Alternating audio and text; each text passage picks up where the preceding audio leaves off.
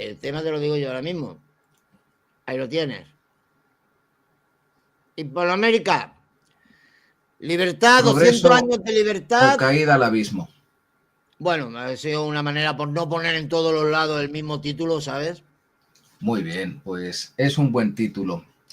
Bueno, pues es que este tema me parece muy importante en relación a no solamente a lo que estamos viendo hoy en día, de las últimas noticias a primeros de año con el encarcelamiento de Nicolás Maduro, del dictador, sino para preguntarnos sobre una cuestión importantísima que es cómo ha sido la liberación o las independencias de los países hispanoamericanos en relación también a los países, otros tipos de independencia como puede ser Estados Unidos, Canadá, Brasil, y lo que es el proceso de independencias de las colonias europeas que se dio desde el siglo XVIII con Estados Unidos para adelante y terminando en el siglo XX, ¿no?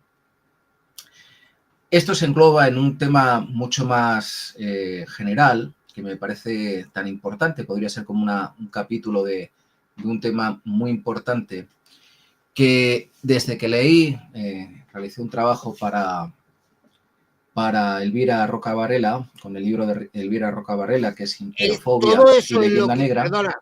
Perdona que te corte. ¿Todo esto es lo que me enviaste ayer?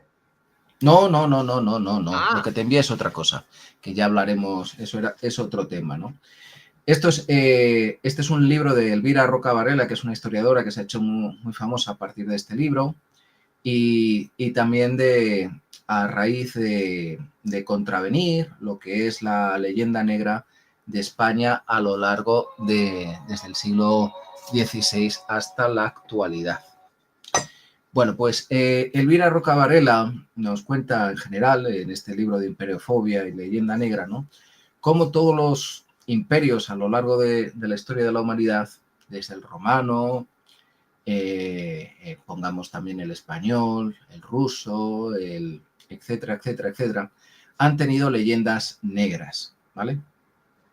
En los cuales pues se van comparando, se convierte el que realmente tiene éxito en conformar un imperio en algo como si fuera el coco, ¿no? Así ha sido desde el Imperio Romano, luego posteriormente con el Imperio, por ejemplo, mogol, el Imperio Chino, etcétera, etcétera, etcétera. Ella toma tres casos fundamentales, que es el Imperio Romano, el Imperio Ruso, el Imperio, lo que sería Estados Unidos, y también el Imperio Español, ¿no?, como un cenáculo de reunión de todo lo que son las leyendas negras.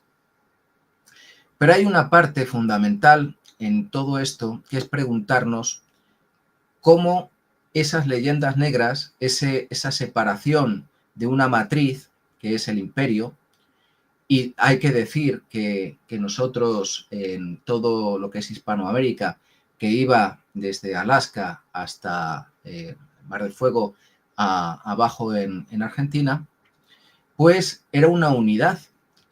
A diferencia de lo que puede ser Estados Unidos con sus 13 colonias, o podría ser incluso el Canadá, que está dividido entre la parte anglófona y Quebec, que es la francesa, y también el Brasil.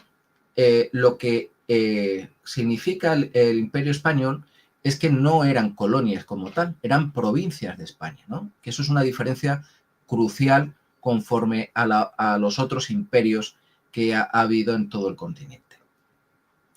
También otra de las cosas que se pregunta Elvira Roca Varela, y nos preguntamos nosotros, el otro día en una entrevista a esta historiadora lo decía bien claro, a diferencia de lo que puede ser el proceso de independencias en Hispanoamérica, en los cuales desde una misma matriz, que es el Imperio Español, donde había una unidad, ¿de acuerdo?, y eran provincias, no eran colonias, el Imperio Español en Sudamérica y Hispanoamérica en general se bifurcó en muchísimos estados, en muchísimos países, más de 20 en todo el continente, ¿de acuerdo? A diferencia de Estados Unidos, que guardó su unidad de las 13 colonias, a diferencia del Canadá, que solamente fue independiente en el siglo XX, pero guardó completamente su unidad, y a diferencia de Brasil, que también fue independiente, incluso el hijo del rey de Portugal se nombró a sí mismo emperador del Brasil, también guardó su unidad. Pero el Imperio Español, cuando se desgajó en las distintas independencias, no guardó ningún tipo de unidad, sino se desgajó en distintos estados.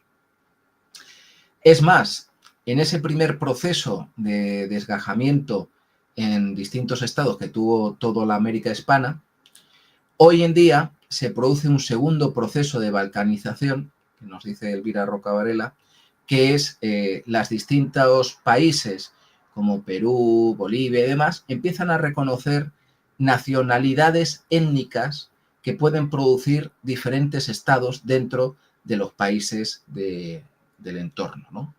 Si nosotros damos, como aquí por ejemplo en España, reconocemos una pluralidad no solamente de lenguas y demás, sino de nacionalidades, formulaciones culturales e históricas y demás, pues produce y se está produciendo en el continente americano a través de los gobiernos denominados nueva izquierda bolivariana, pues otro proceso, un segundo proceso de balcanización en los propios estados, ¿no? Pero todo eso se engloba ante una pregunta muy importante, que es cómo fueron las independencias en Hispanoamérica, a diferencia de las independencias que tuvieron otros países de otras potencias, como por ejemplo Estados Unidos, Inglaterra, con Canadá, y Estados Unidos también con Inglaterra, el imperio posterior brasileño, etcétera, etcétera, etcétera, ¿no? ¿Hubo realmente una demarcación distinta entre lo que es esas independencias y las que se produjeron en toda Hispanoamérica? Yo, Ricardo, si me lo Sí. permites, empezaría preguntando, ¿fue inevitable, era inevitable llegar a esa independencia en aquel momento? Pues eso es una grandísima pregunta, porque realmente ningún proceso histórico es inevitable, no hay un camino marcado en nada de la historia, ¿no? La historia no es determinista, ¿no? Al igual que nosotros, nuestro proceso en Occidente de degradación y finalización de la cultura occidental que estamos llevando a cabo no es algo que tenga que producirse. Un imperio no nace, se desarrolla y muere, ¿no?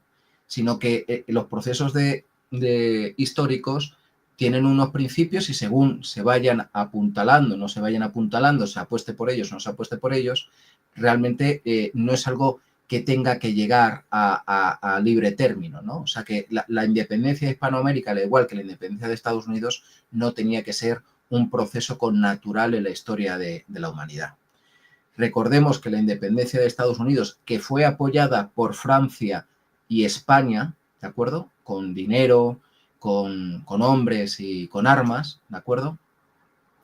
Se consigue o se lleva a cabo porque el gobierno británico, a través de Jorge III, pues no reconoce lo que son los delegados que tendrían que estar de las colonias en el Parlamento inglés, ¿de acuerdo?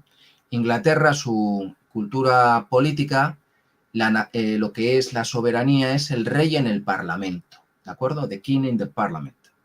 Y entonces los parlamentarios en el Parlamento de Westminster, conjuntamente con el rey cuando abre la sesión, esa es la soberanía del Imperio Británico desde el siglo XVII, XVIII.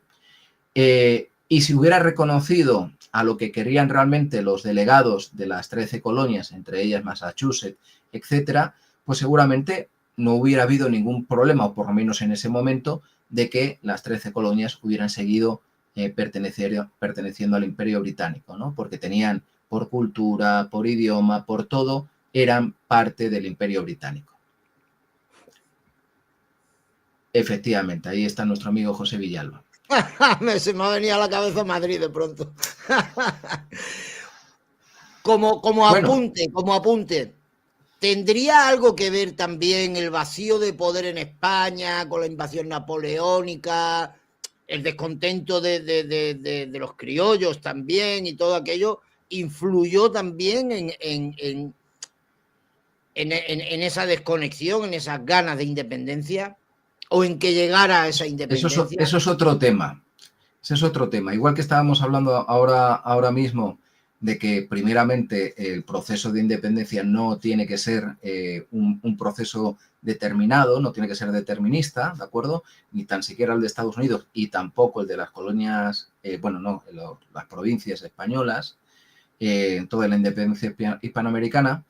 El proceso de independencia, tanto en Estados Unidos como sobre todo en Hispanoamérica, se produce por los criollos, ¿de acuerdo? Por los descendientes de españoles que viviendo en todo lo que era la América hispana, quieren dejar que mande la corona, ¿de acuerdo? Eran las élites de Sudamérica, ¿de acuerdo? Efectivamente, los virreyes podían ser nacidos en la península, pero lo que eran las élites en todo el continente hispano eran los descendientes de los españoles.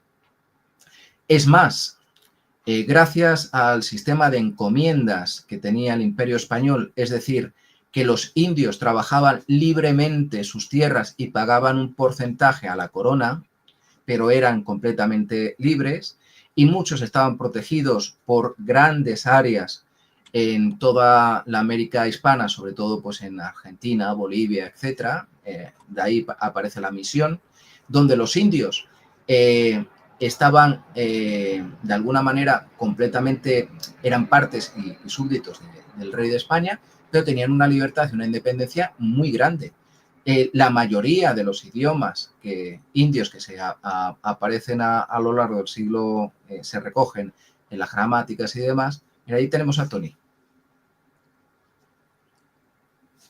Sí, Muy buenas, aquí Tony. acaba de entrar ahora mismito. Hola. Hola, tal, Tony, se te escucha y se te ve genial. Muy bien. Te has vuelto un maestro ya de la tecnología, ¿eh, Tony? No, ni mucho menos.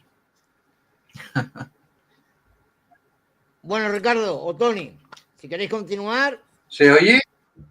Perfecto. Se te oye, Tony, se te oye. Estábamos hablando de si el proceso de la independencia en Hispanoamérica era a través del descontento de los habitantes de Hispanoamérica y si era un proceso que tenía que ser determinado en la historia.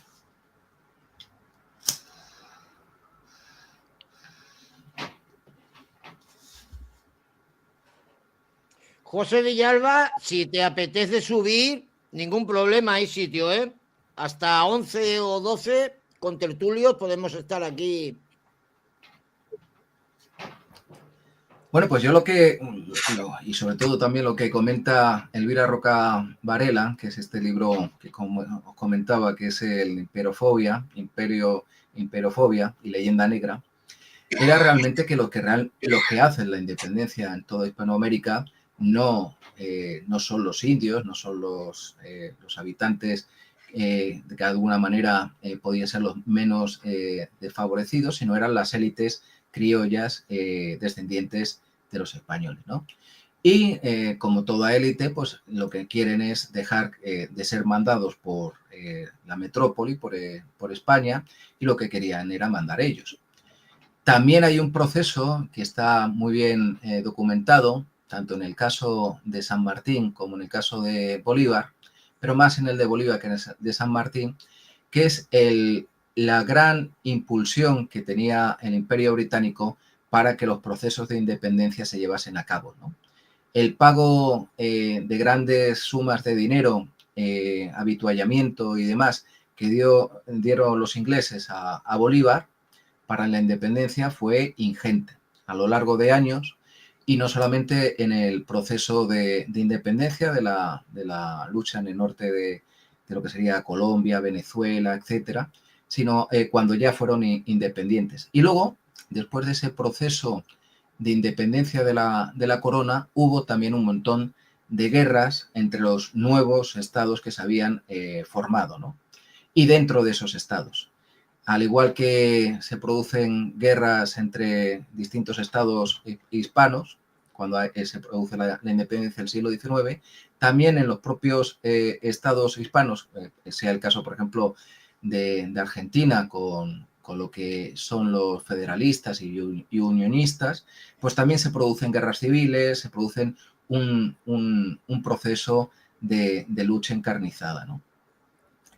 Y lo que fueron esas clases, como decíamos, los indios con las encomiendas en toda Hispanoamérica, inclusive en toda la zona de México y el sur de Estados Unidos, los cuales los indios, tanto los cheyennes como otras tribus que estaban completamente, bueno, pues sabían leer, sabían escribir, hablaban perfecto español. Cuando nosotros vemos las películas de muchas de las películas del oeste, luchando contra indios, ¿no? Contra Jerónimo y todo esto, esos indios que luchan contra el ejército estadounidense, con la caballería, el séptimo de caballería, muchos estaban civilizados de hacía mucho tiempo y vivían en pueblos,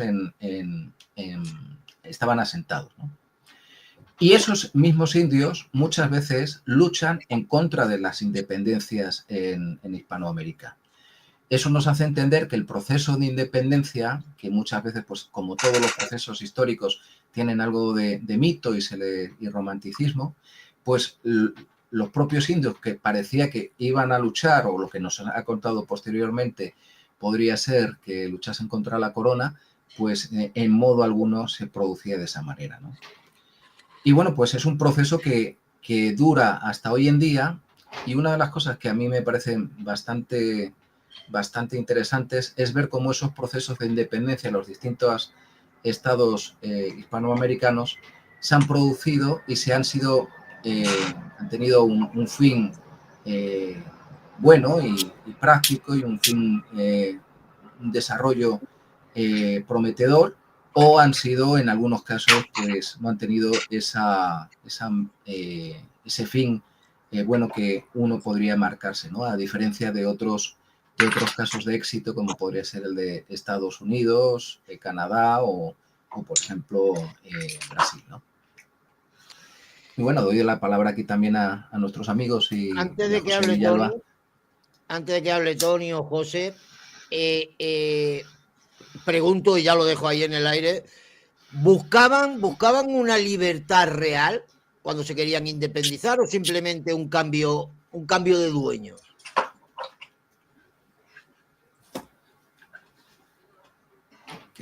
¿Queréis intervenir el resto?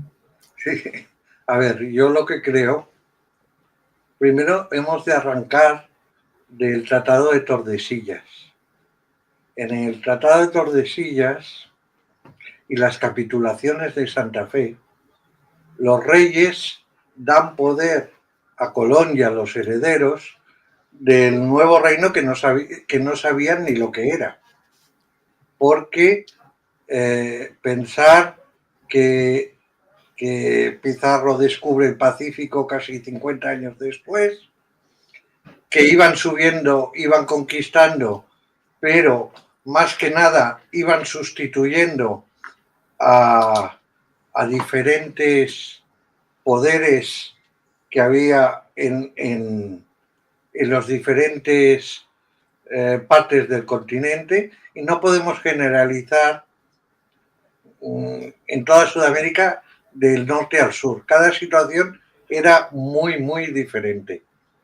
Primero hemos de considerar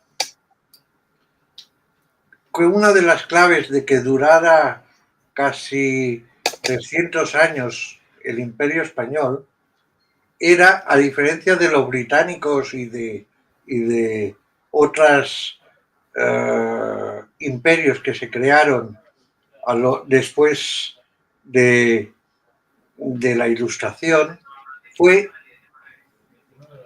que los españoles fueron los únicos que se mezclaron con los indígenas, con lo cual creó toda una serie de súbditos que, si bien tenían algo de español, tenían más de indígenas. En las primeras generaciones se sentían más españoles porque era el imperio dominante, pero a medida que van pasando los años, las generaciones, los descendientes, ya tienen un carácter más liberal. Pero, en definitiva, cualquier independencia siempre ha sido por motivos económicos. Hemos de recordar que tras la guerra del tabaco de las colonias inglesas contra lo que luego se formó con el Estado americano, fue por dinero, fue por la pasta. Es decir, se tenía que pagar impuestos a la metrópoli, igual que en Sudamérica se enviaba todo el dinero, y claro, esa pobreza económica hace que la población diga, hasta aquí hemos llegado. De hecho, lo que pasa en Cataluña es lo mismo. Actualmente los independistas ¿a qué van? Por la pela, nada más. Es decir, que si concierto económico, que si no sé qué, pero en definitiva es una cuestión de pelas, porque todo lo demás sale. El dinero es lo que mueve luego el sentimiento nacional o lo que sea. Se adorna como se quiera, pero lo que es importante es que, por ejemplo, Norteamérica fue al principio la primera sublevación o la primera independencia, Estados Unidos o las 13 colonias que fue el origen de Estados Unidos, y en Sudamérica aún no había este sentimiento porque tampoco había tanta necesidad ni fueron tan reprimidos como fueron los estados del norte. A medida que se van diezmando las riquezas y se van empobreciendo los países, es cuando surge, justamente coincidiendo con ideas liberales, con ya descendientes cultivados, educados, la mayoría en Europa o a través de europeos, cuando surge esa necesidad de independencia. Es decir, ¿para qué vamos a pagar fuera si lo podemos tener dentro? Y vamos a organizarnos y vamos a hacer. Y entonces, a raíz de esto, es cuando se van produciendo los diversos procesos de independencia. Pero, en definitiva, siempre fue por dinero. Como has dicho antes, hasta los mismos estados se pelearon entre sí. La guerra que hubo entre Chile y Perú por el Guajo en el siglo XIX fueron por motivos económicos. O sea, se pagaba cantidad por la mierda de los pájaros y luego hicieran lo otro. ¿Qué pasa? Que aparte se veía como si cuando más cerca se estaba de la conquista, más sentido de sentirse españoles eran los descendientes. Pero con el tiempo esto se difumina. Y claro, y que te enviaran un señor de Extremadura como gobernador, que luego lo que iba a hacer la pela de la familia, a enriquecerse él, en vez de promover propiamente un gobierno más o menos equitativo o justo, pues todo esto lo que hacía es que se repudiara a los gobernadores que venían y que lo que hacían, venía uno, se enriquecía, venía otro, se enriquecía, empezando por Colón. Y así hubo los problemas con los descendientes de Colón y la corona española. Pero posteriormente fueron los otros que estaban. ¿Qué ocurre? Que claro, cuando tú ves que el que viene de fuera vive como un marajá, como un rey, y los demás a duras penas, aparte de las situaciones que iban agravadas con el esclavismo, las clases sociales que eran más acentuadas que no en la península, es decir, el que venía de España ya de por sí era una categoría superior y por eso tenía más derechos o privilegios que los nativos, no. Entonces todo esto va confluyendo en un germen que justamente en el siglo XIX empiezan a decir basta, basta, basta, basta. Como no había en la península ni inteligencia ni dinero para mantener ni enviar gente que trabajase en pro de las provincias, porque eran provincias, Sí, pues eso lo hemos comentado. evidentemente se fueron disgregando, se fueron independizando hasta llegar a la guerra de Cuba, que bueno, que ya el pretexto americano fue el hundimiento de un barco que lo hundieron ellos mismos para provocar esa guerra y luego quedarse con Florida y toda la zona de San Francisco, la Alta California y Baja California. En fin, y en México pasó otro tanto. Llegaron los franceses, ahí hubo más mezcla y más problemas. También el problema era diferente porque cuando llegaron los españoles eran los aztecas y los tarascos, las dos tribus dominantes en todo lo que es hoy día México. Los aztecas no se metían con los tarascos porque tenían igual o mayor poder. Mientras que los aztecas, con su represión, se pudo conquistar en 4 días México gracias a la colaboración de los pueblos sometidos.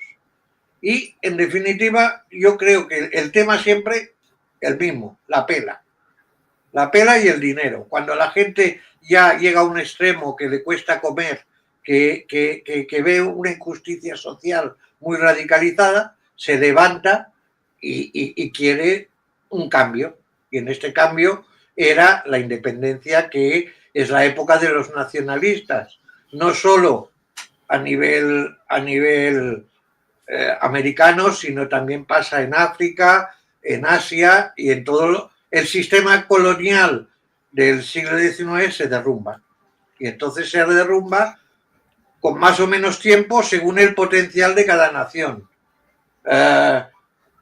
Inglaterra lo supo hacer bien porque les daba cuando llegaba al punto les daba la independencia y los metía en la Commonwealth, con lo cual la reina de Inglaterra seguía teniendo privilegios, mientras no los que tenía cuando formaba parte del Imperio Británico, pero tenían aún privilegios y aún hoy en día la consideran jefa de la Commonwealth. En eso fueron más inteligentes. En España, como inteligencia poca, porque lo que querían era solo pasta, era la política del nuevo rico, pues pasó lo que pasó.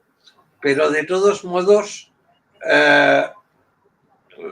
hay una diferencia clave, y yo en esto he hablado con mucha gente, muchos diplomáticos sudamericanos y demás, que justamente, por un lado, en Latinoamérica hay una cierta repulsa a parte de la historia con España, pero por otro lado hay también una cierta comprensión de más afinidad que no puedan haber con otros pueblos. De hecho, justamente quizás la lengua ha sido un efecto que une más que separa, ¿no? Pero en definitiva, siempre todo por la pasta. De hecho, lo hemos visto hace 4 días. El Trump, ¿por qué se mete en Venezuela? Por la pasta. Todo por la pasta. Es duro, pero es así. Y ha sido, pasa y pasará. Bueno, me imagino que ahí hay opiniones, claro. Mucha opinión. ¿Entonces fue la independencia una revolución popular o fue un golpe de las élites? No.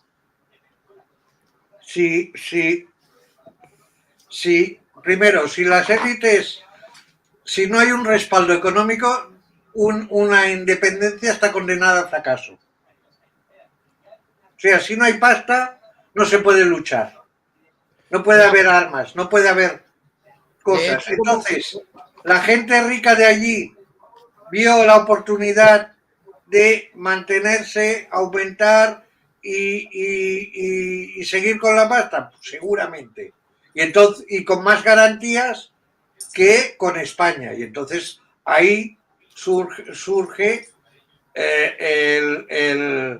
la suerte de que cuando hay un respaldo de la burguesía o del dinero que hay en el país, eso está condenado al éxito. Si no hay pasta, está condenado al fracaso. Pero digo yo una cosa, Tony y Ricardo, digo, las élites de allí llegaron a ser élites porque llegaron los españoles, de alguna manera. Evidentemente, o sea, toda élite lo que necesita de alguna manera es tener el control de donde yace y donde pace. Las élites españolas, que son los criollos, que son todos los descendientes de españoles, y también los burócratas, etcétera, que se quedaban en el país una vez venían de la península, pues es verdad, como dice Tony, que los gobernantes, y sobre todo en un principio, abusaban del poder y se enriquecían. Lo que pasa es que una de las cosas que tuvo la América española era el juicio al gobernador y al virrey. Cuando terminaban su mandato, se veía si habían cualquier súbdito de la corona podía denunciar al virrey y ver si se había enriquecido ilegalmente o no. Eso es una de las cosas que, a diferencia del Imperio inglés, pues no tenía, ¿no?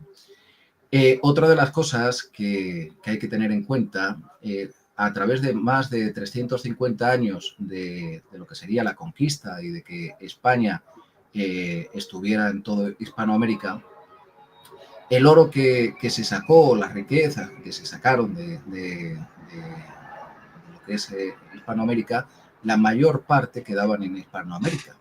Ningún pueblo que va a conquistar y a sacar recursos invierte, por ejemplo, en una catedral.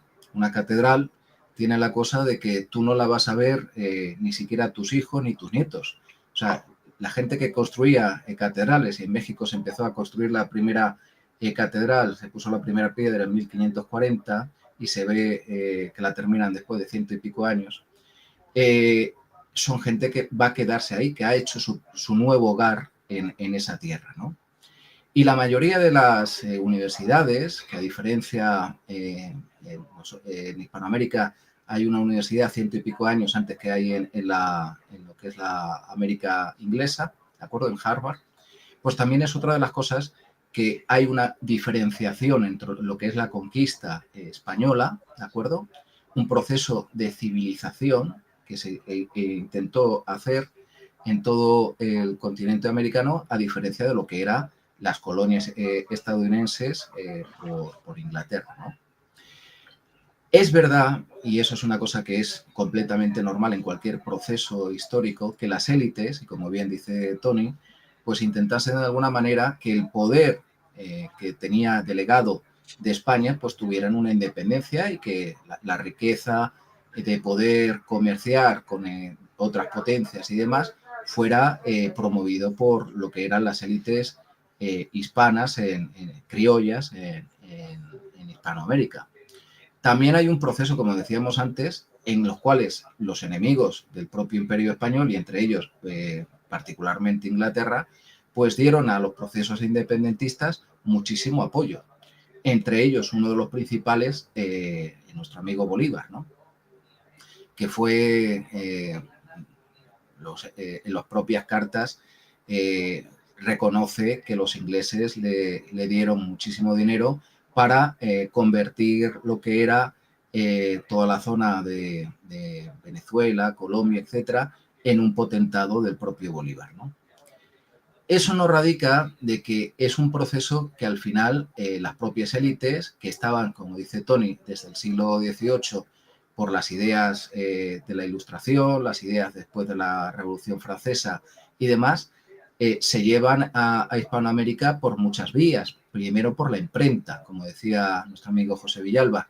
También por muchos clérigos de origen jesuita, que era muy importante en todas las partes de Sudamérica, sobre todo en la parte sur de Hispanoamérica, ¿no?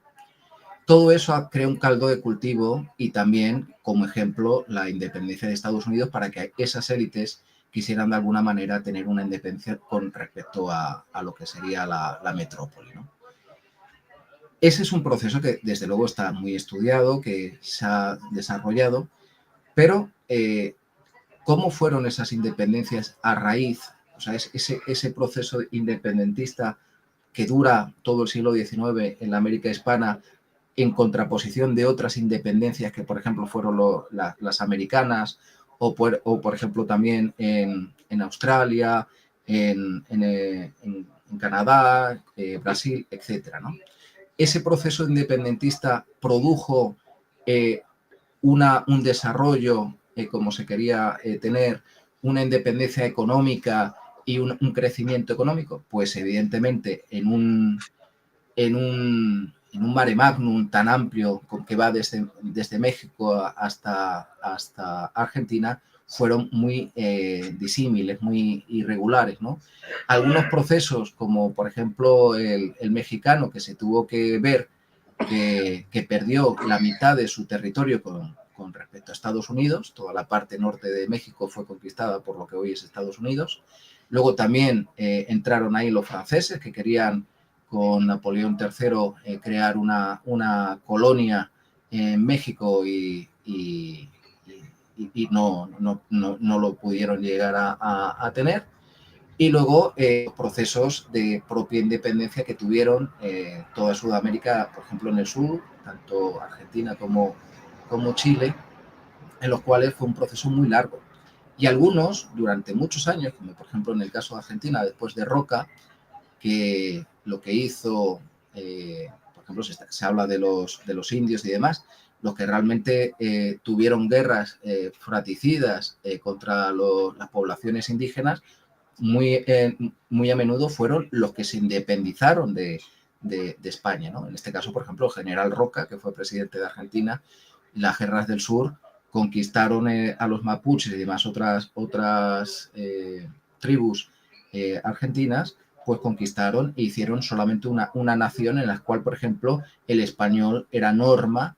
Se prohibió muchísimos idiomas que anteriormente estaban desarrollados en la América hispana y las primeras, por ejemplo, gramáticas fueron desarrolladas por clérigos españoles, y todo eso fue un proceso de nacionalización, de estatificación en todos esos países, ¿no? Con algunos con más éxito y otros con menos éxito. Si, por ejemplo, vemos, por ejemplo, el caso argentino después de las guerras civiles que tuvieron entre federalistas y unificadores, pues el siglo, principios del 20 argentino fue un caso de éxito, ¿no? Cosa que luego a mediados del 20 pues no lo fue tanto, ¿no? Y es muy disímil, ¿no? La historia de cada uno de los países desde el norte de Hispanoamérica, empezando por México, hasta el resto de Sudamérica. Pero es un tema importante que muchas veces desde España, y por eso el abrir este tema y mencionar también estos estudios e investigaciones de Elvira Roca Varela y otros autores, ver cómo ese proceso de independencia, ese proceso de civilizatorio que se tuvo en toda Hispanoamérica, fue parte constituyente de nuestra propia historia durante muchísimo tiempo. La historia de España tuvo más tiempo siendo un imperio de lo que ahora somos, ¿no? O sea que comprender, estudiar ese proceso de independencia, ese proceso de civilización en toda Hispanoamérica, es parte también de comprender lo que somos nosotros como país y los retos que tenemos como país también en la actualidad, ¿no? Para España supuso un rompimiento en toda regla Imaginemos, por ejemplo, la generación del 98, cuando se terminaron las colonias las colonias, no, las partes de la independencia en Cuba, Puerto Rico, etcétera, y también Filipinas. Eso fue un gran destrozo, una gran separación, una gran caída de lo que era la propia España como país y como imaginario, ¿no?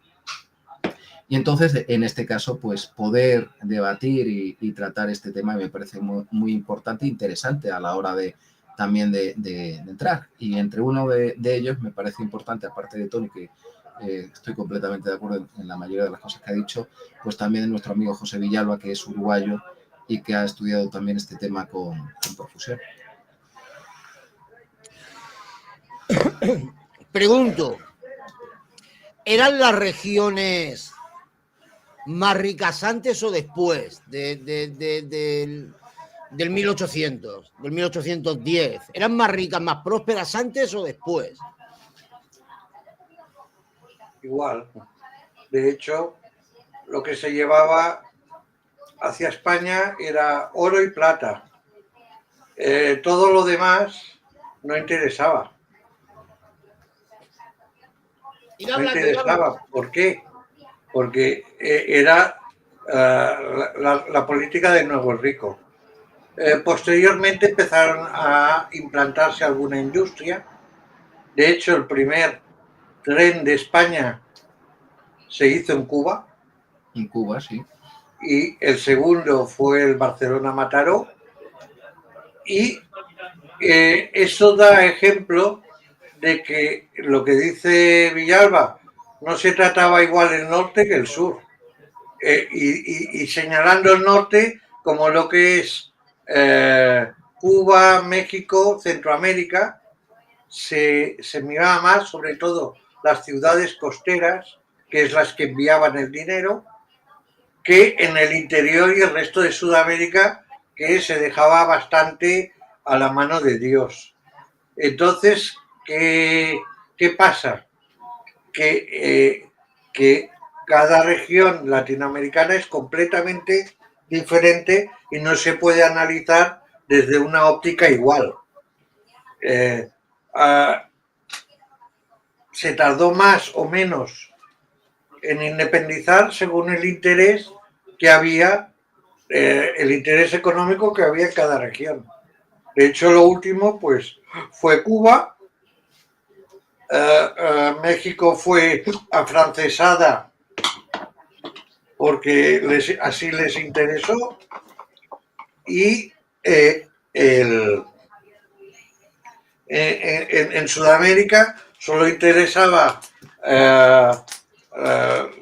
los puertos y demás.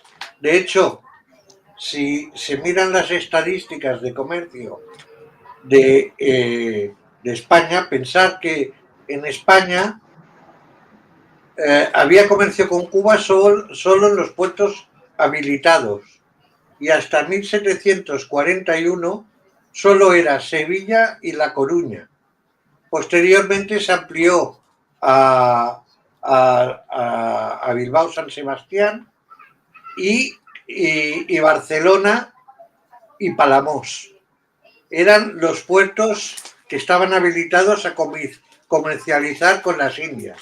Primero, exclusividad solo de la Corona de Castilla, y a partir de 1741 también la Corona de Aragón y País Vasco.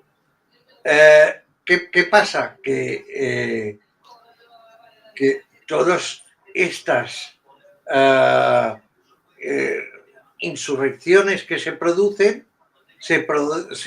justamente en regiones más interiores que las que comercializaban. Es decir, todos los libertadores normalmente van de tierra adentro hacia la costa, y se producen justamente porque no se tenía tanto control a nivel interior como a nivel del comercio marítimo. Volvemos a lo mismo, cuestiones de pelas. las clases que dominaban ahí eran ricos comerciantes que hasta llegar a un cierto punto ya no les interesaba comercializar con España. Ya empiezan a tener industrias, ya empiezan a desarrollarse, ya son autosuficientes como para no depender de la metrópoli. Ya empiezan a tener industrias, pero si tienen industria, Sí, sí es cierto. Esto expongo yo, y si estoy equivocado, por supuesto, ir corrigiéndome. Tienen industria porque han llegado los españoles. no, Los españoles, ¿eh? no. A ver, tienen industria porque es un desarrollo normal de la sociedad. Los españoles aportarían más instrucción, más progreso inicialmente, pero pasados 2 siglos eso ya no se produce. ¿Y qué había pasado entonces? Cuidado, es que aquí el gran beneficiado fueron ellos, porque de aquí se... No se hace nada por nada. Es decir, lo que se llevaron, ¿qué pasa? Que en España tampoco se utilizó bien, porque se hizo la política del nuevo rico. Llegaba el dinero, compraban sedas francesas, compraban artículos de lujo de Inglaterra, en vez de invertir propiamente en esto. ¿Qué ocurre? Que el dinero se dilapidó. ¿Me vais a permitir mucho. Un segundo que pongo un audio de José Villalba, a ver lo que nos quiere decir, que seguramente es interesante, a ver si se escucha, Hola, buenas noches para todos.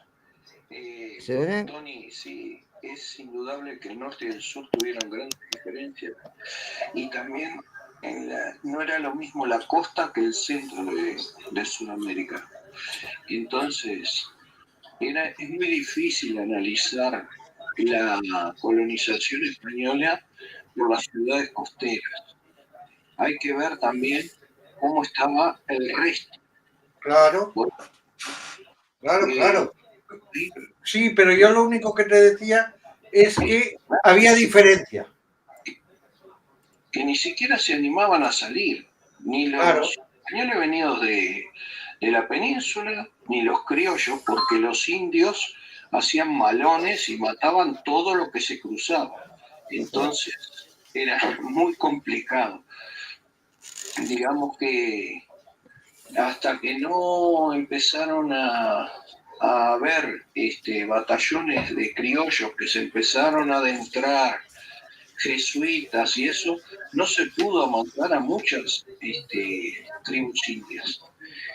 Entonces, el análisis ese que pusieron universidades, bueno, pusieron una en Lima, pero además de todas las que pusieran, hay una tasa que nos joroba muchísimo, que es la cantidad de imprentas que llevaron los peninsulares para América.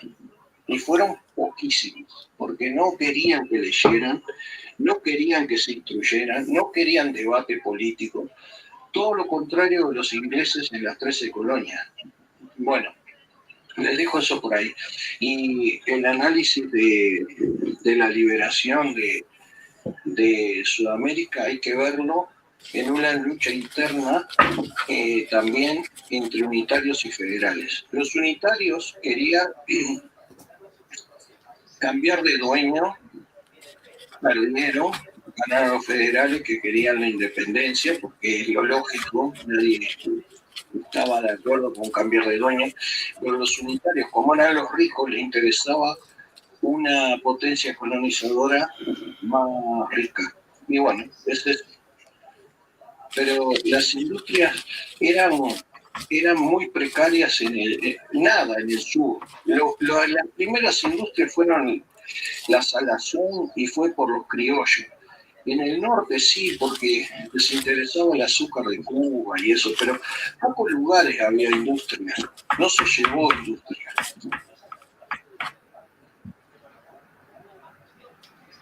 Bueno, una de las cosas, y si me permites, a razón de lo que has abierto tú, Paco, hay también que recordar que hay una de las cosas de estas de la leyenda negra, en las cuales parece como que la conquista hispanoamericana fuera un fracaso y que tuvo más sombras que luces, ¿no? Hay que recordar que en el siglo XVII, mientras Londres no llegaba a 1 millón de habitantes, México, la Ciudad de México, tenía 1 millón y pico de habitantes y era una de las ciudades más importantes de toda América. Había el galeón de Manila, que llevaba la plata, los reales de A8, hicieron un comercio con China y con todo Hispanoamérica importantísimo, en el cual convirtió la moneda del real de A8 lo que sería el dólar actualmente. Muchas de esas tribus tasalquecas, que como decía Tony, lucharon contra los aztecas, que era el pueblo dominante, la élite dominante en todo lo que sería la zona del actual México, lucharon también en la conquista de Filipinas y en la zona de Asia con los españoles en igualdad, ¿no? Todos esos españoles, si uno empieza no solamente en las catedrales, iglesias, institutos secundarios y demás, hubo una parte importantísima de crecimiento civilizatorio. A diferencia de los ingleses, de la conquista británica, nosotros teníamos a un montón de criollos, de personas que se juntaban con las poblaciones indias, que llegaron a bachilleres, llegaron a catedráticos, o sea, había una mezcolanza muy importante en todo lo que era la América hispana, ¿de acuerdo? No quiere decir eso que en cualquier proceso de conquista, como aquí, cuando tenemos a la propia Hispania, cuando los romanos, es verdad que hubo depredación, y que hubo muertos, y que hubo matanzas, etcétera, etcétera, etcétera. Eso viene de suyo lo que es cualquier proceso de conquista. Pero que también durante 350 años España se dio a América. Hay que ver todos los españoles que fueron a América, a cada una de las partes, tanto del norte como del sur de Hispanoamérica, es muy, muy, muy importante. La industria, decimos, a diferencia de lo que era anteriormente la América precolombina, pues evidentemente los españoles llevaron lo que era la producción de metales, las minas, las nuevas cosechas, etcétera, etcétera, etcétera. Y hubo una cosa que, a diferencia de todo el imperio británico a lo largo de los siglos, era que aquí en España, Carlos I y anteriormente su abuela Isabel la Católica, vieron si tenía España la legitimidad de la conquista. Y hubo debates muy importantes en los cuales se llegó a preguntarse en España si realmente tenía derecho a conquistar y a cristianizar otros pueblos. Eso no lo ha habido en Inglaterra, ni lo ha habido en Holanda, ni lo ha habido en Francia, ni en otras potencias imperialistas, ¿no? Eso nos hace, de alguna manera, no se voy a decir mejores, pero sí de diferentes. Y ese proceso de civilización, de lo que significa que hoy en día uno cuando va, y yo he vivido en Sudamérica, en Argentina, 4 años, pues puede haber muchas cosas, sentirse en poblaciones en las cuales hay un hermanamiento cultural e histórico muy, muy importante. Para empezar, nuestro idioma, como decía Tony, para empezar nuestra religión, ¿no? Para empezar la cultura. Hay que ver que lo que llamamos hoy México, incluso el Día de los Muertos y todo lo demás, tiene una imbricación cultural con España fundamental, ¿no? Y todos esos siglos que nos han hermanado, desde el siglo XVI en adelante, pues son importantísimos. Y es decir también que lo que hoy conocemos como España no solamente es la península, es también todos los territorios de toda la Hispanoamérica española, ¿no? Eso nos hace que seamos distintos a otros procesos imperialistas que hubo a lo largo en Europa, ¿no? Y yo creo que preguntarnos sobre si fue positivo o negativo, con sus luces y con sus sombras, es parte de abrir un debate que a mí me parece enriquecedor a la hora de plantearnos la historia de nuestro propio país y de ver las luces y las sombras que por supuesto las hubieron. Pero para mí particularmente ese proceso de tantos siglos civilizatorio que tuvo España en toda la América hispana, pues me parece fundamental. O sea, fue una epopeya de alguna manera, ¿no? Sin minimizar tampoco, que tampoco hay que hacer romanticismo barato sobre todas esas sombras que también tuvo esa conquista. Y ese proceso me parece importantísimo a la hora de lo que hacemos como propio país. Yo siempre digo que cuando uno va a Londres y ve las estatuas de todos los conquistadores, militares y demás, muchas veces los británicos mienten para engrandecerse. Nosotros mentimos para denigrarnos, ¿no? Y esa es una de las cosas que en otros países, a la hora de contar su propia historia, no tienen, ¿no? Y es una cosa de siempre estarnos dándonos con una fusta a nosotros mismos para de alguna manera minimizar nuestras luces y siempre engrandecer nuestras sombras, ¿no?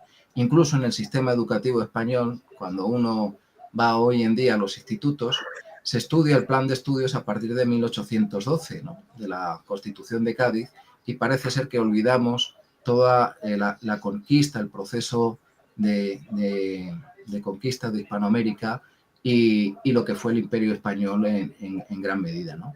A mí me parece que eso se tiene que hablar en todas estas cuestiones, lo que son los historiadores, fundamentalmente, y no solamente los que nos han venido a contar nuestra historia, sobre todo los ingleses, que también tenemos grandísimos hispanistas en Inglaterra, pero también tenemos grandes hispanistas en España, y tenemos que de alguna manera revisionar la historia de España y por supuesto la gran parte de lo que nos constituye como nación y como civilización, que es toda la conquista hispana, ¿no?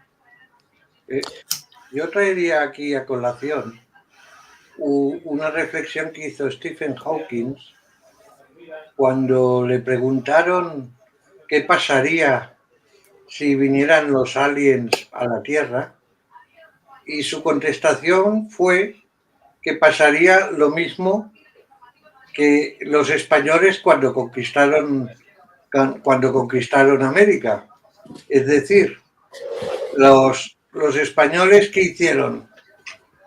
Primero, aprovecharse de los recursos naturales que tenían las colonias, o en este caso las provincias de ultramar, como se llamaban, y esclavizar a la población. Si bien había esclavos, había otros que no lo eran, pero casi igual. Es decir, explotar los recursos naturales y humanos de cada nación para enriquecer la metrópoli. Hawkins decía, es que esto ya ha pasado en la historia. Cuando viene una cultura superior e invade a una inferior, aparte de imponerla y darle beneficios o no beneficios, lo que hacen es explotarla económicamente y esclavizarla, o sea, pierden la libertad y en todos sus matices, ¿eh? Y entonces, ¿qué ocurre? Que justamente la libertad es lo que significó la diferencia, porque los recursos ya estaban muchos escatimados o ya no sabían cómo ofrecerlos. Evidentemente, el azúcar, el cacao, el café que venía de Cuba o de las provincias caribeñas fueron las últimas, pero antes hubo un empobrecimiento del resto de población. Entonces, hay dos cosas. Por un lado, la libertad, que es a nivel individual, y en el Caribe lo que se hizo es traer esclavos de África, y otra que en la otra parte en lo que es Sudamérica, justamente ya se trataba de otra manera, que era mantener lo que podían sacar.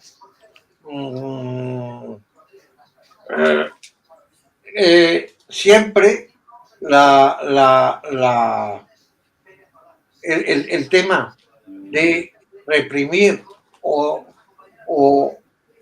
poder hacer, se trata del aparato burocrático y militar que se tenga para poderlo mantener.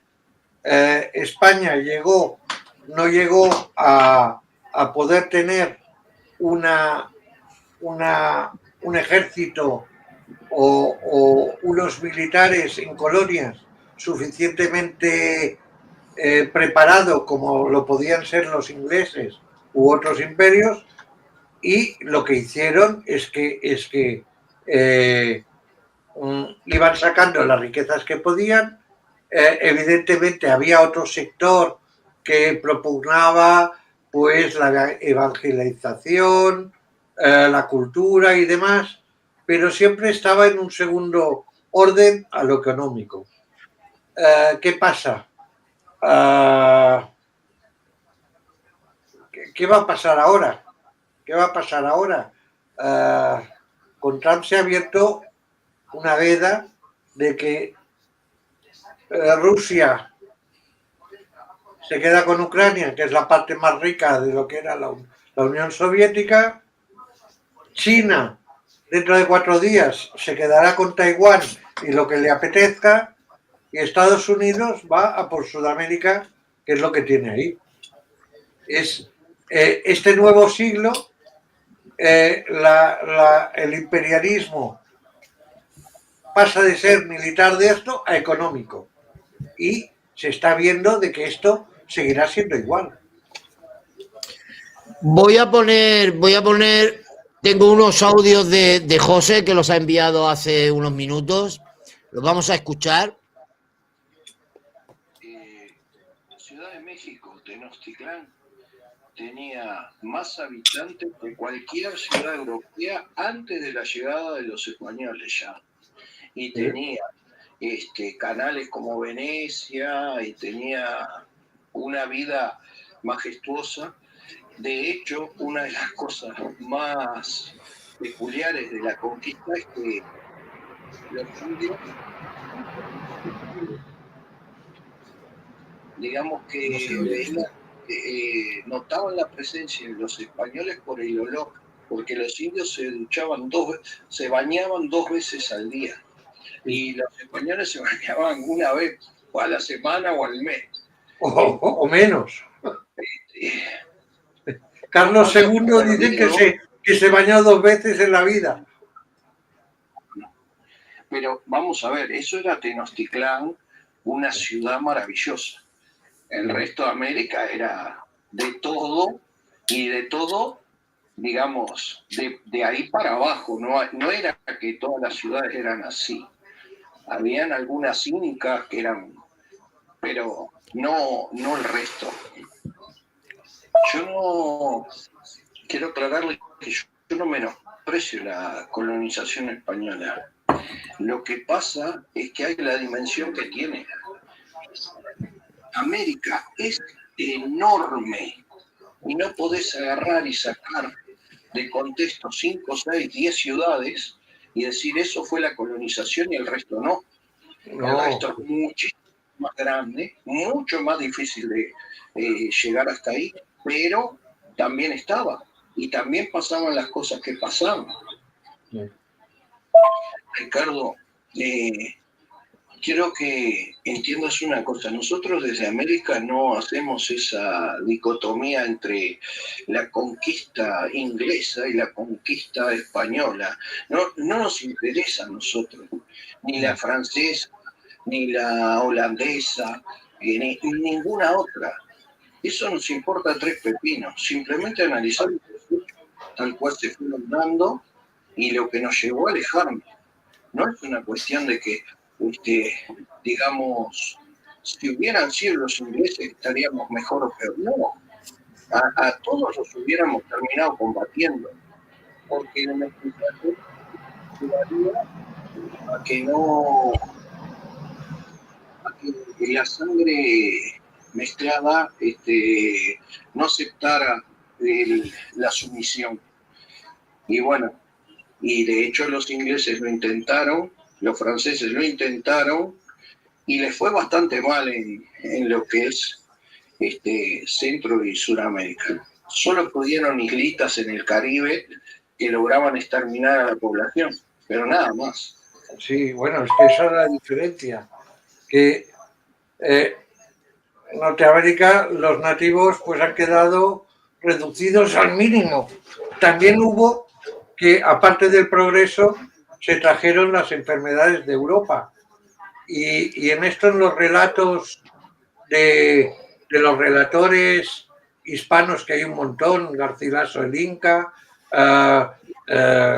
Bartolomé de las Casas, etcétera, se señalan. Bartolomé de las Casas es un tema importante porque Bartolomé de las Casas no es lo mejor. No es la mejor representación. No, hay de relatores hay cientos, y todos son súper interesantes porque cada uno son temas completamente diferentes y locales.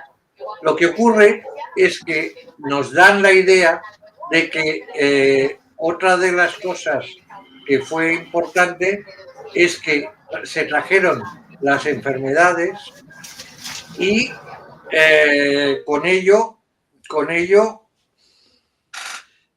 se diezmó la población. ¿Qué pasa? Que también se intentó, pues, no solo de esto, sino crear hospitales, crear cosas. Pero es lo que dice José Villalba, es que no se puede generalizar en nada. Es que cada región tiene una idiosincrasia, tiene una historia completamente diferente. Uruguay de Argentina de Chile, Chile de Colombia o de México o lo que sea. Cada país tiene su propio devenir completamente diferente. Como era tan enorme, no se podía controlar y era cuestión de tiempo que se fueran independizando poco a poco. De hecho, las independencias de los españoles fueron mucho menos sangrientas que la de otros imperios coloniales. ¿Por qué? Porque no había capacidad de resistencia prácticamente nula o muy poca. Por eso entendemos que además no se pueda comparar unos con otros. Es completamente mezclar chorizo con velocidad, no. Cada cosa tiene su idiosincrasia, tiene su historia y tiene cada revolución tiene su origen. Y generalizarlo tampoco se puede. Bueno, evidentemente generalizar siempre es de alguna manera inexacto y malo, ¿no? A la hora de generalizar un continente entero y un proceso de conquista de casi 350 años, ¿no? Eso por supuesto que va de suyo. Pero sí es verdad, y una de las cosas que dice José Villalba, de que no les interesa a los propios hispanos lo que es la comparativa, pues sí que ha interesado. Esto es un debate que se abre en el siglo XVI con el Imperio Español, que empieza en Italia, con la conquista de toda la parte del sur de Italia, del Reino de Nápoles, y luego en Europa, cuando España era la primera potencia. Hemos hablado de Bartolomé de las Casas, que fue utilizado por los independentistas holandeses como ejemplo de lo malo que éramos los españoles cuando hacíamos la conquista, ¿no? O sea, esto es un proceso muy largo. Y este proceso de significar la conquista española lleva produciéndose durante siglos, ¿de acuerdo? Es un debate que se ha abierto tanto por los enemigos de lo que era el Imperio Español como ahora mismo en la propia España. Vislumbrar lo que es la verdad de esos procesos y lo que es la significación de lo que es la propia conquista es muy importante. O sea, separar la paja del trigo, ¿no? Y poderlo llevar a un término sin decir que unos son buenos, otros malos, sino sencillamente ir a la realidad, me parece fundamental, porque así lo que podemos hacer es quitar fantasmas y destruir mitos de la propia conquista. Puesto hay también que comparar cómo fueron las otras conquistas de toda la América precolombina e hispana y de los distintos imperios que fueron en aquel tiempo, ¿no? Sin eso, sin poder abrir un debate en estas características y ver lo que fueron las luces y las sombras y la realidad implícita en cada uno de los países donde se desarrolló, no podemos realmente separar la paja del trigo, ¿no?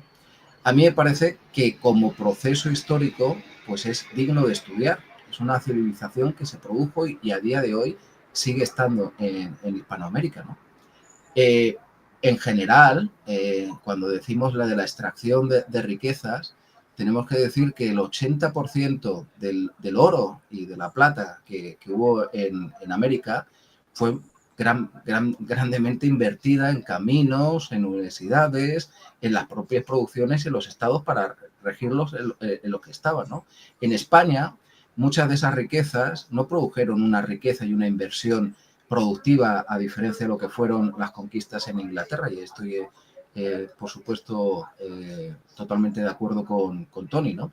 Aquí se subió, por culpa del oro americano, se subió los precios, hubo inflaciones, todo se gastó en las conquistas en Europa, y en España lo que es el oro de América no hubo un grandísimo beneficio para lo que fuera la propia metrópoli, a diferencia de lo que fue, por ejemplo, en el Imperio Británico, francés o holandés, ¿no?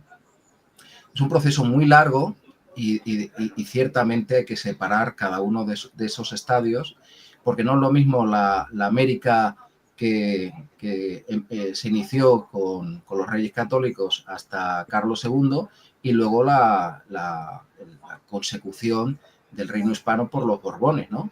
Hay una película muy buena a este devenir que es La Misión, si lo recordáis, es cómo se queda una de estas asentamientos entre lo que es Portugal y lo que es España, y los indios sufren precisamente porque se quedan con los brasileños, con el imperio portugués, a diferencia de lo que tenían en España, ¿no?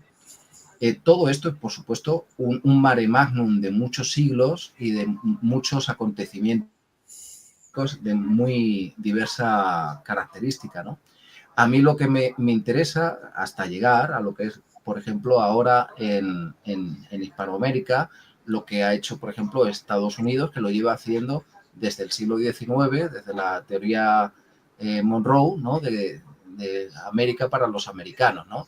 Y cómo ha incidido a lo largo de todo el siglo XX Estados Unidos como potencia hegemónica en todos los países de Sudamérica y Hispanoamérica, ¿no? Tanto empezando como desde México, al cual arrebató la mitad del territorio, hasta el resto de países hispanoamericanos, las revoluciones, etcétera, etcétera. Y evidentemente hay una cosa y una característica que ha mencionado Tony, que es eso sí, vamos, no se puede decir más que la realidad. El dinero, el poder, los recursos son parte importantísima de todos estos procesos. Realmente Estados Unidos no va a Venezuela solamente para intentar una democratización, eso es una cosa completamente, una falacia, ¿no? Pero tampoco hay que ver que hoy en día Venezuela estaba tanto intereses chinos como había rusos, como había de Irán y había de otros países, ¿no?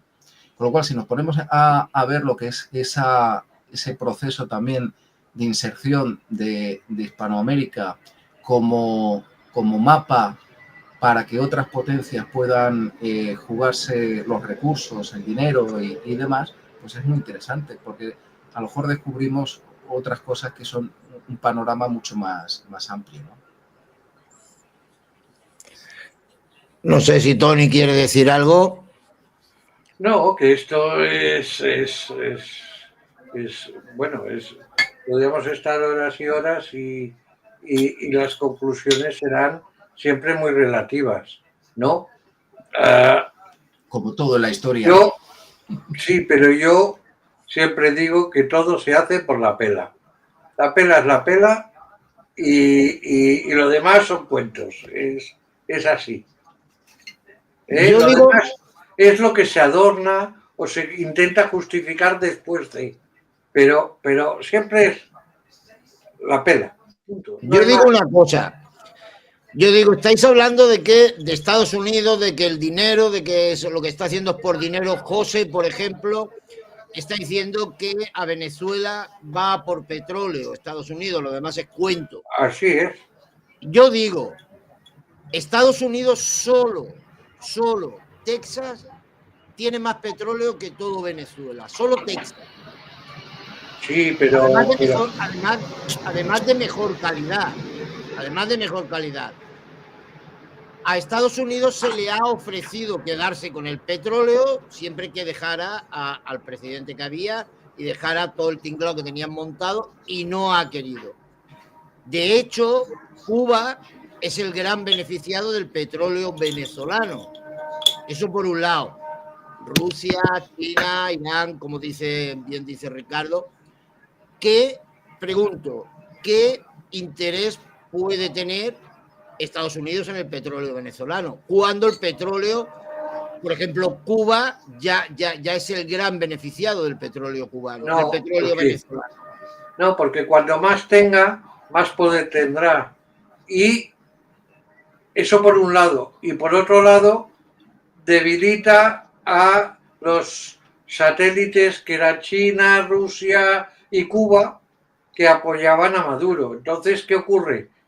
Por un lado,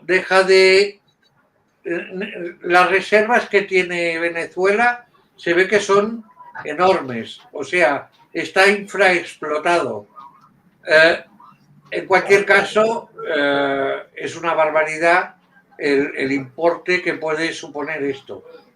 ¿Qué pasa? El petróleo llegará un momento que se acabará. Y cuando más recursos tenga el país que tenga, más se enriquecerá. Entonces, no es una cuestión de la calidad o de la cantidad, es cuestión de que es un centro de producción. Nada más. Nada más. Si ya los digo, vosotros ir corrigiendo. China ya tiene. Y Rusia también. Pero si tienen más, no pasa nada. Pero ya en sí los venezolanos no veían una gota de petróleo por ningún lado, se lo llevaba todo las élites, por llamarlo de alguna forma. Ya cogían los barcos y los vendían ellos independientemente de todo, y los venezolanos no veían una lágrima de petróleo por ningún lado. No, es que lo que está claro es que el dinero iba a unos pocos y basta. Mira cómo estaban, con restricciones, si conoces a algún venezolano te explicará. Y entonces, ¿qué ocurre? Que si esto además, pues ahora pasa a manos extranjeras, pues repercutirá, no sabemos en qué medida, pero ¿qué ocurre? Que no sabemos esto hasta dónde puede llegar. Pero está claro que los tres países que son de este siglo las tres grandes potencias es China, Rusia y Estados Unidos. Y a estos no se les rechistará ni se les dirá nada. ¿Qué pasa? Trump es un tío que, con todos sus defectos y algo, tonto tampoco es un manipulador de primer orden y sabe perfectamente dónde tocar. A ver, de demócrata no creo que tenga mucho, pero de querer tocar la pela, eso está demostrado de que sí. ¿Qué ocurre? no es solo Trump el que quiere esto, sino es las grandes industrias y el gran capital americano, que es el que en definitiva estará detrás. Porque ¿a quién beneficiará? No, a Trump. No, beneficiará a las empresas que indirectamente a Trump le beneficiarán una pequeña parte. Pero evidentemente son las empresas las que sacarán tajada. Y seguirá siendo así. Escuchamos con vuestro permiso, escuchamos un par de audios de José. Sí. Y lo del petróleo. Venezuela tiene las reservas probadas más grandes del mundo, más que Arabia Saudí. Texas no tiene ni una centésima parte. De hecho, Estados Unidos no tiene ni una décima parte. No está ni en los 10 primeros de Estados Unidos. Bueno, Paco, sobre Venezuela sería para hablar sabiendo un poco más. Yo te cuento una cosa. Para empezar, si se lo dejas a Estados Unidos, es mucho peor. La economía venezolana está en los datos del Banco Mundial, lo podés buscar. La economía venezolana antes, cuando tenía Estados Unidos petróleo, el 80% de la población debajo del índice de economía. Solo el 20% ¿cómo pasa eso? Buscalo. El índice de desarrollo humano, buscalo. Pero lo que pasa es que se dedican a hablar y no buscan números. Y ahora podemos hablar. Una preguntita así al vuelo. Y decimos una cosa, en Groenlandia, ¿quién gobierna? Entonces, déjense de tontería y vean el mundo tal cual es, que a Estados Unidos le importa 3 carajos el régimen, porque si no, lo quitaría el de Arabia Saudí, el de los Emiratos Árabes, no le importa un carajo, lo que le importa es controlar su beneficio con el petróleo de los otros, nada más. O que en Nigeria también fue bombardear a Nigeria. ¿Quién le dio la autoridad para andar haciendo esas cosas? Y cuando agarre a Groenlandia, ¿qué van a decir? Ahí tenemos las preguntas que nos lanza José. Bueno, pues si queremos hablar de esto, que sería para una otra charla, pero a mí particularmente Venezuela es un caso de Estado fallido, es una narcodictadura. Venezuela lleva 20 años en los cuales han ido 9 millones, una diáspora de 9 millones de personas fuera del país. Y no se van como Marruecos o se van de otros países que vienen a Europa solo los hombres, se van los niños, se van los hombres, se van las mujeres. Es un Estado fallido, ¿de acuerdo? Donde 9 millones de personas han ido de ese país, eluyendo lo que es el hambre, la miseria y la dictadura, ¿de acuerdo? Ese gobierno está comandado primeramente por todos los servicios secretos y por la inteligencia cubana, que lo ha empleado para estar dando dádivas a todos los gobiernos de izquierdas de toda Sudamérica. De hecho, ya se ha visto de que el gran fundador de Podemos aquí en España ha sido Venezuela, como el Movimiento 5 Estrellas, etcétera, etcétera, etcétera. Es una parte, al ser un Estado donde gobierna lo que gobierna y da igual, que ha utilizado tanto la guerrilla colombiana como las FARC, Hamas, etcétera, etcétera. O sea que es un gobierno peligroso para lo que son los intereses de Estados Unidos, ¿de acuerdo? Da igual que hayan perdido las elecciones con lo que ha perdido con María Corina Machado y con Edmundo, que hayan perdido y que se ha visto completamente que les da exactamente igual. La represión de miles de presos políticos que hay en Venezuela, asesinatos y torturas que llevan denunciándose en la Corte Internacional de La Haya durante años y años, es una constante. De hecho, ha habido más asesinatos políticos en Venezuela que la dictadura de los 16 años de Pinochet, que los muertos en Argentina o en cualquier otro movimiento dictatorial en toda Sudamérica.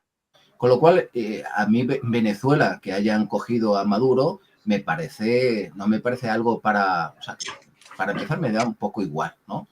Pero que sea algo malo, bueno, también hay que ver que los intereses de otras potencias como eran Rusia, China, Irán, etcétera, etcétera, en suelo venezolano eran una constante, como en Cuba, ¿no? Con lo cual, a mí que Estados Unidos haga de potencia hegemónica como lo ha venido haciendo desde finales de la Segunda Guerra Mundial, pues eso es otra más. Que eso contravenga el derecho internacional. Pues yo quisiera preguntar de cómo se quitaría a un dictador y un régimen dictatorial en otros países si no interviniera una potencia extranjera. De ninguna manera, ¿no? Y sobre todo hay que preguntarles a todos esos venezolanos que hay aquí en España, un montón, casi 2 millones de venezolanos en España, si la captura de Maduro es positiva o es negativa, ¿no? ¿Que haya sido por el dinero? No me cabe ninguna duda. Hay que ser muy romántico para pensar que Estados Unidos evidentemente quiere la democratización del mundo. Eso es una estupidez. Pero, por supuesto, lo que no quiere Estados Unidos y Trump entre ellos, que lo que hace es hacer lo que ha prometido, es uno de los pocos presidentes y gobernantes del mundo que hace lo que promete, no estamos acostumbrados y aquí menos en España, pues evidentemente es una cosa que a mí es por lo menos paradigmática, ¿no? O sea, para analizarla y ver cuáles son las consecuencias. No me parece negativo, o sea, si no fuera por la captura de este delincuente, que es lo que ha sido, un asesino de los propios venezolanos, no lo veo como algo negativo bajo ningún concepto. Que sea por dinero, tampoco me cabe ninguna duda, ¿no? Vamos a poner, si Tony no tiene nada que decir, un audio de José. Sí, vale. Vamos a ver qué nos cuenta. Bueno, lo de la narcodictadura te lo acaba de desmantelar la justicia de Estados Unidos, que echó para atrás, que dijo que el cartel de los soles no existe. Así que se te acaba de caer el tinglado. De hecho, hay un problemita. Con todo este lío, bombardeos y todo, no salió ni uno a favor de que cambie el régimen. Todos salieron a apoyar a Venezuela.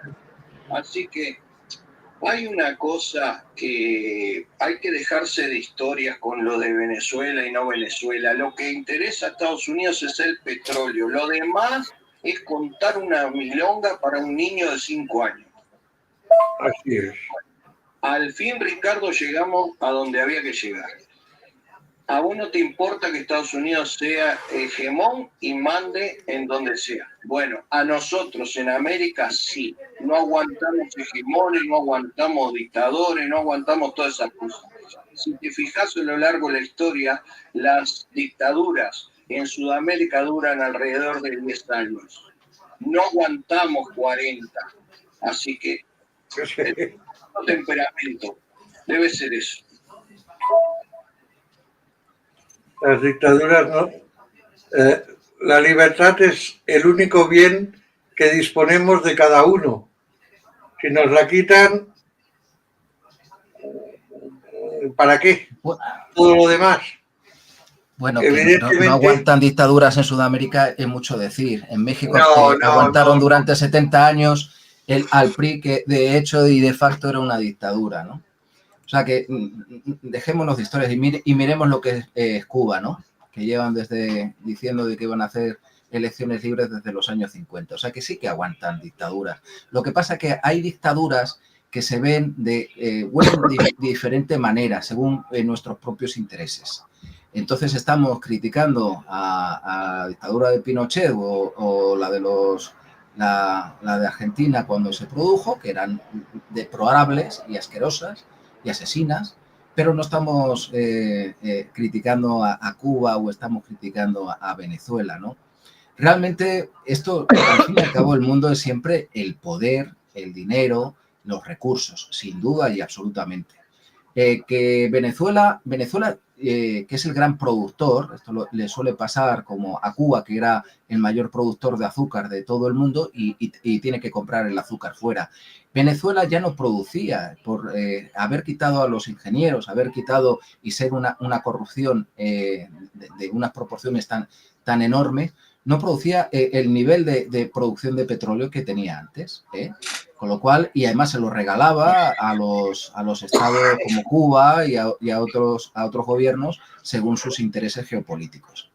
Y no producía petróleo. Con lo cual, decir que Venezuela es el gran hacedor de petróleo del mundo, no, realmente que no. Estados Unidos no solamente produce muchísimo petróleo, sino que tiene comprado y bases de petróleo en todo el territorio estadounidense y se rige el valor del Brent gracias también a Estados Unidos, ¿no? Con lo cual, a mí todo esto va conforme también la ideología de cada uno. A mí particularmente que Venezuela estuviera el chavismo me da verdadero asco. No solamente eso, sino que nuestro gobierno, a través de las corruptelas que se están apareciendo, tuviéramos a un expresidente que estuviera de comandita con el dictador, viendo ahí los trejemaneses y las corruptelas de empresas, apoyando a las muertes y los asesinatos políticos que hay en Venezuela, etcétera, etcétera. A mí todo eso me da verdadero asco. Que no me parezca bien lo de Estados Unidos, bueno, pues es lo que se lleva haciendo en el mundo real. Si es que el poder es lo que es, ni más ni menos. Que lo tengan unos, los tengan otros, a mí como español, la verdad que me da un poco igual. Lo que sí sé es que por causa del dinero venezolano y de los intereses políticos de Venezuela, se han creado y tratado de actuar en España. Podemos, que llegó a 70 y pico diputados en España, ha sido financiado y lo sigue siendo por Venezuela. Esos son bulos. Es que no, eso no es así, Ricardo. Les habrán ayudado en algo, pero no les habrán dado. Tenemos al Capo Guzmán, que ha declarado que se ha estado dando dinero, fondos a Podemos. Chorizo con velocidad. A ver, Venezuela. Como se han dado las elecciones en Argentina a los Kirchner o se han dado en otros países como a Lula, ¿no? Eso es vamos a escuchar, porque nos estamos saliendo del tema, vamos a escuchar unos audios de José y son las 8:30. Vamos a escuchar. No es una dictadura. Puede ser que no te guste cómo ellos gobiernan. Cuba no es una dictadura. Puede ser que no te guste. Pero lo voy a poner otra vez.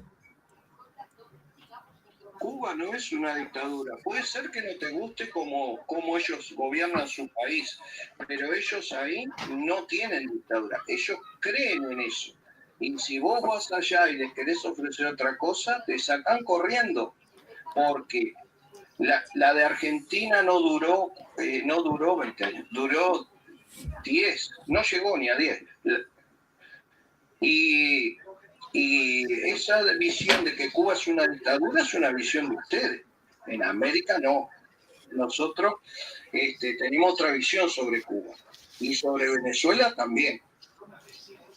Bueno, no hablamos del SWIFT, no hablamos de las sanciones, no hablamos de que la hotelera esta española tuvo que cerrar, hacer un montón de historias alrededor para poder mantener los hoteles en Cuba. Entonces, es un poco paradójico eso. Las respuestas que ponen al mundo son públicas, las podés encontrar, está en el mapa. No hay ninguna legalidad de capítulo 50. Nadie puede entrar en otro país a agarrar y hacer una operación militar y llevarse al presidente. Eso son una tontería como una casa. Las discusiones en el Consejo de Seguridad fueron bien claras. Así que, Juca, si no te gusta, me parece bien, pero eso es un problema a ustedes. No es un problema. A ver, no todos pensamos lo mismo. Primero que Cuba pues tiene un régimen socialista, tiene un régimen que ha pretendido ser se los apañan como pueden con todos los embargos y todo lo demás, y es un país en muchas cosas admirable. El nivel de educación es exquisito, el nivel médico también. El problema es que la gente pues vive con medios justitos, pero es lo que hay. Está con los embargos y tal, no pueden hacer otra cosa. Y la gente de Cuba, yo conozco a bastantes cubanos aquí en Barcelona, nadie te habla mal de su país. Lo que te dicen es que las cosas están difíciles, que no es lo mismo. También analizar todo lo que es Venezuela, lo que sean otros países, Colombia, o Honduras, El Salvador, no se puede analizar sin estar allí, sin ver lo que allí. Yo no he estado y por eso todo lo que tengo es de referencia. Y las cuestiones de referencia nunca pueden ser imparciales. Es decir, son lo que te cuentan y que lo que te cuentan te lo puedes creer o no. Pero ¿qué pasa? Tú has de hablar con la gente de allí y la gente de allí, a ver, si se han marchado es porque las situaciones también están difíciles y como están difíciles en muchos aspectos también aquí en España y supongo que en el resto del mundo. Nada es fácil hoy en día, nada, nada. Tony, échate un poquito. Ahí está, ahora es que se te veía la mitad nada más. Entonces, no, lo que pasa es que aquí nosotros comentamos y divagamos, pero realmente quien tiene conocimiento de causa es quien está allí. Y quien está allí te podría explicar los pros y los contras. En todas cosas hay pros y contras. ¿Qué pasa? A nosotros se nos vende lo que se nos vende. Se nos dice que esto está así, que esto está amañado. A ver, lo que está claro es, por ejemplo, que quien se crea creer lo que dice Trump, pues peor para él. Yo no me lo creo en nada. Yo lo que le he dicho es desde el principio que allí van por la pela. Como si luego se meten con Colombia, pasará lo mismo. Son países de recursos naturales y van a sacar lo que puedan. En Cuba no han podido hasta ahora.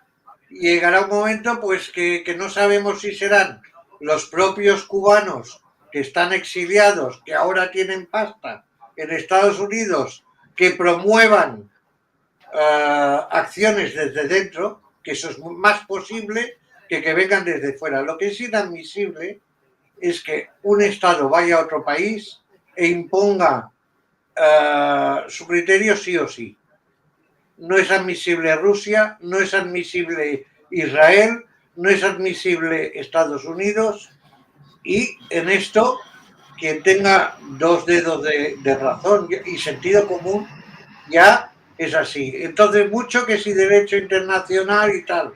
Mira, cuando hay una fuerza, ya lo decía Cervantes, cuando hay una fuerza de hecho, se pierde cualquier derecho. Es decir, la fuerza manda en la ley de la jungla. Y la ley de la jungla, por desgracia, en este siglo la marcarán los ejércitos. ¿Alguien le va a protestar a Trump algo? No, le van a decir esto no se hace, esto no se dice, pero nadie va a cortar las relaciones con Estados Unidos. Dios nos libre. ¿Por qué? Porque la mitad de la economía mundial gira alrededor de ella. Entonces, le dices, dejamos de comprar o de tener comercio con Estados Unidos, como ha dicho algún político loco. No, eso lo que harías es la ruina de tu propio país. Entonces, ¿qué ocurre? Que aquí lo que manda hoy en día es el dinero y la fuerza. Y la fuerza, por suerte o por desgracia, Estados Unidos es la número 1, Rusia y China son el número 2, número 3, como los quieras poner. Y a estos no les va a rechistar nadie, nada, porque son los matones, son los reyes de la jungla. Y punto. Y esto es así, es esto. Entonces, lo que va a pasar de hoy en adelante es que con el paso que ha dado Trump, y ha dicho los próximos esto, los próximos otros. Más problema es, por ejemplo, lo que ha dicho de Groenlandia, que se quiere quedar con Groenlandia, la reserva número 1 de agua del mundo y lo que tenga debajo. Y los 50.000 groenlandeses, ¿tú crees que tienen algo que decir? No. ¿Que Dinamarca tiene algo que decir? No. ¿Que la Unión Europea tiene algo que decir? No. Lo que haga tendrán que decir amén, por desgracia, pero es así. Porque es así. Bueno, creo que nos hemos ido de madre. Nos hemos ido de tema. En definitiva, nos vamos al abismo. No, siempre ha pasado así. La fuerza siempre ha sido hegemónica y el que la tiene la ejerce. Siempre sí, desde que el hombre era hombre y el que tenía el fuego y la piedra era el que se impone. Pero no tan descaradamente. No, es que estamos acostumbrados desde que las palabras escondan los hechos. Y cuando uno dice, mira, realmente no es así, mira, la magia no es esta, sino la fuerza es la que impera en el mundo, pues nos asombramos, ¿no? En un mundo de buenas palabras y de buenas intenciones. Lo ha sido así siempre. Y otra de las cosas que quería decir, y esto para terminar, que Cuba es una dictadura china y horrenda desde su inicio, ¿eh? Y más ahora. Y sí, ha sido una dictadura y está puesta como una dictadura en todos los medios internacionales. Otra de las cosas que nos guste más, nos guste menos, o nos caiga más simpática o nos caiga menos simpática. Pero que Cuba es una dictadura y un régimen dictatorial, lo es, lo ha sido y lo será hasta que pase. Porque no creo que la gente con lo que tiene encima y con el nivel de destrozo que tienen ahí puedan hacer mucho a la población, ¿eh? Y luego lo demás, pues por supuesto, ¿qué vamos a decir? Si Estados Unidos hace lo que quiere porque tiene lo que tiene, la fuerza siempre y la imposición del que tiene los ejércitos para hacerse mantener y respetar. También digo que prefiero el modelo americano a otros. Nos olvidamos de lo que son, ¿no? Todo esto es muy complicado, nada hay gris, todo es gris y no hay nada blanco ni negro. Y hay que hilar muy fino a la hora de valorar todas estas cosas. Y es muy complicado y da para mucha... No es lo que he contado nunca, pero yo me he pegado con Putin. ¿Y sabiendo que Putin ha salido vivo? No, yo era... campeón de Cataluña junior de judo y me llevaron a un torneo internacional en Génova en el año 80 y allí me tocó luchar contra un señor del ejército ruso que se llamaba Putin, un combate de judo, Pero el Putin, el presidente. Sí, el Putin, sí, representaba el peso ligero. Yo también era peso ligero entonces. Y yo tenía 19 y él tenía ya 20 y bastantes. Y me ganó. Pero me he pegado con él. Sí, joder. Es que...